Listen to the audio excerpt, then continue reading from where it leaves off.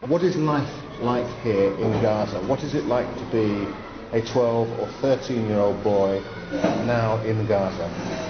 Very dangerous. It's very dangerous. Why? Because every day the airplanes go in the sky, and sometimes they may bomb some places, and I'm really scared that maybe the bombs will come on me. So by accident. Do you think that every day? Yes. Mohammed Sha'af's family had inexplicably moved to Gaza from Chesterfield.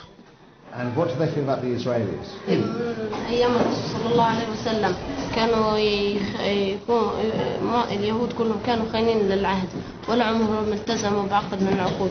Are they saying that because in the Quran you couldn't make an agreement with the Jews, that means the Jews can never make an agreement? Yes, yes. Can you ask them whether they think there will be peace one day? No, not with Israelis. Impossible. Not with Israelis. There can be no peace with the Jews? Can't be any peace Never. with the Jews. Never. So how can there be peace? They don't want agreement. They don't want peace. They were the cause of trouble in Germany, in Spain, in Argentina, and in Russia, and all over the world. They were. If there is a war or a coming war, a Jew will be the one who urges the war to start, who breaks out the war. But the Jews weren't the cause of the trouble in Germany. In Germany. When? Before the reign of Hitler. Don't you think that what happened in Germany was actually the Germans' fault? But they make trouble in Germany. They make troubles for the Germans, so they hated them and make troubles for them. Hardly surprising that the Israelis complain about how history is taught. And why, for example, is there nothing in the school books about the Holocaust? Mr. Zabut can tell us. He chairs the Education Committee of the Palestinian Legislative Council. Well, my point of view that Holocaust was exaggerated from the Israeli people in order to justify that why they are come to Palestine, because they were exposed to so and so and so. When people say that there may have been 6 million Jews killed in Europe in the Second World War, you think that this is not true? Not true, of course. Of course not true. We are sure of that. In Britain, what we believe is that the Germans set up big concentration camps in which they killed hundreds of thousands of people. They killed thousands of people every day in the gas chambers. Do you know something different to that? We believe that they suffered, but not as they said. They're exaggerating the matter. We know that it was happening. It happened for them, but it is exaggerated. Anyhow, even if it was true, what is our responsibility for that? Why they try to come to Palestine and to kill the Palestinian people and make deportation for the Palestinian people? Why we have to pay the price? Why? What is our relation to that? Even if they were killed, all of them, it is not our responsibility. It is the responsibility of Germany and Europe. Wrong, certainly.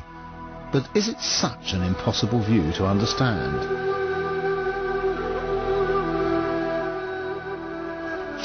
Especially here in Gaza, where incursions by the Israeli Defense Force regularly leave a toll of bereavement and damage.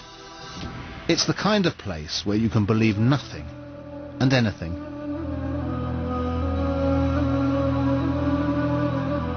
Gaza is the stronghold of Hamas, the Islamist organization which opposes the existence of the Israeli state, opposes the roadmap to peace, and is a major sponsor of suicide bombings. Their political spokesman is the dour but likeable Aziz Rantisi. I was here to ask him about the Hamas covenant, which claims that there's a Zionist plot to establish a mega-Israel from the Nile to the Euphrates. And what's cited in the covenant as proof? Our old friend, the Protocols of the Elders of Zion. This document has been published, I think, in Russia, and discovered the plans of Jewish against not only Muslims but Christians and the humanity. Does it matter to you that This document is widely believed in Europe to be a forgery, that it was created by a member of the Russian Secret Service in about 1905, 1906. I was hesitated to accept that document, but when we look what is going on here in Palestine, we can't say it's not prepared from the Jewish themselves. On the long walk back through no man's land, I reflected. There was a staggering level of naivety, people who knew nothing of European history and its lessons. Then there was the bitterness and misery of endless conflict. If conditions were different, I wondered, would we get such extreme manifestations of hatred? They are a little different here in Ramallah, on the West Bank, where Yasser Arafat built his headquarters. Normal life of a sort goes on, and outside the madness of Gaza, moderate voices can make themselves heard. A good place, then, to seek justification for the pictures of hate I'd seen at Palestinian Media Watch. When incitement to hatred is officially outlawed here, what on earth is it doing on Palestinian TV? Do you think that maybe such sermons should not be shown on official television? I think that at a time when Israel is occupying the Palestinian territories and doing this daily massive killing of Palestinians, I think that it's very difficult to blame the Palestinians no matter what they would say vis-à-vis the Israelis. The proposition I was putting to you was that maybe circumstances and the last few years of anger and hatred had begun to create a sort of a change in the way in which peoples were describing each other. No, I am still saying that most of this is out of hostility rather than racism. If there is a just peace, is it your view that images like that will simply disappear? I am sure that these kind of hostile descriptions will end if the Israeli occupation on the Palestinian people will end. But if Mr. Khatib is right about Palestine, how does that explain why there's so much anti-Semitism in the wider Arab world? The largest Arab state is Egypt. If you'd been there last year, you might have seen this, a TV drama series featuring the protocols of the Elders of Zion.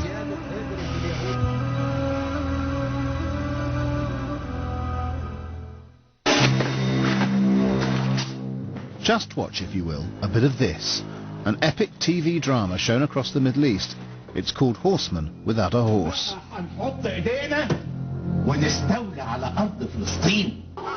It tells the story of the Arab fight against colonialism, set against the backdrop of a diabolical Zionist plot to establish world domination. Large chunks of the series featured the protocols of the Elders of Zion. The same protocols forged in the 1900s, approved of by Hitler and quoted in the Hamas covenant.